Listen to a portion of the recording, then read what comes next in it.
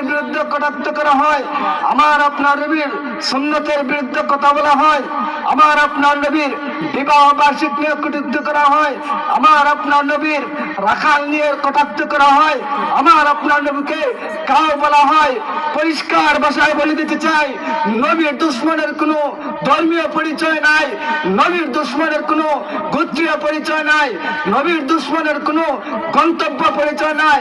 সে এক কথায় আল্লাহর নবীর দুশ্মন, সে আমাদের দুশ্মন, সে গোটা জাতির মুসলমানদের দুশ্মন, সে 200 কোটি মুসলমানদের দুশ্মন, সে রহমতুল্লিল আলামিনের দুশ্মন।